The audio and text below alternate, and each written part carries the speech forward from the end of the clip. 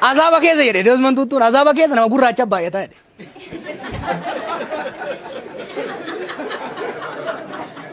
Maaliif jedhaniin? Maaliif jedhaniin?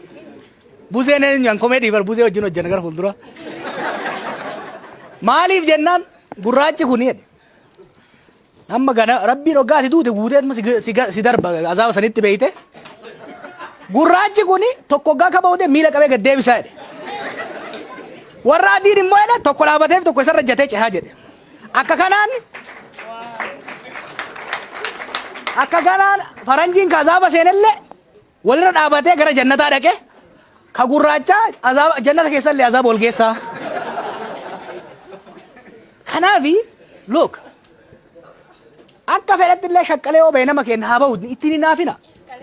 Warri isinii dabre gadi hin harkisin fakkeenya nama artistii tokko doon ta'e yoo gamoota gargaaru waa xiqqoo argadhe baandii cimaa tokko meeshaa fideen dhaaba. Baandii saniin wallistoota hafan xiqqoo gurmeesse sargi irratti maal irratti hirmaachisa. Anaan dabarteemi ol harkisuu danda'uun qaba akka jara faranjii san gadhiitu miti. Wanni guddaan maali? Aartiin akka Oromoo guddatuuf artistoonni keenya akka guddataniif wal gargaaru, wal jabeessu, warra akka isaa kana manguddoota kana warra jajjabaatee waa hojjetee keessa dabre isaan irraa barachuu, isaan bira dabruuf carraaquu barbaachisa.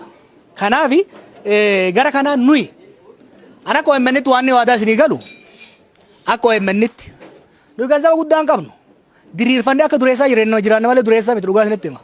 Hojjetaa 36 qaba kan amanuu baattanii OBN 680 qaba. Hojjetaa 36 habashaa tana hunda iyyisiisaa bulla.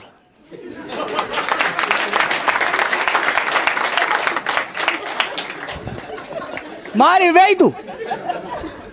Hakumataa gurshifannet deeqifanna kanuma diina aarsa beeyta. Maal wanni ani isinii godhu maal seetan? OMN irratti OMN keenya. Ana murteessu OMN irratti. Ani immoo yoo murteessu waan Oromoo ta'a abbaan fedhe jihaadii mattuu malee hin goona. Aartii kennu waan guddisu isin yaada fida waan isin ogummaa keessan fida. Nuhi meeshaaf teknooloojiin finna. Wajjin gatteenee ganzabatti bakka isin baatu waliin baafna. Amma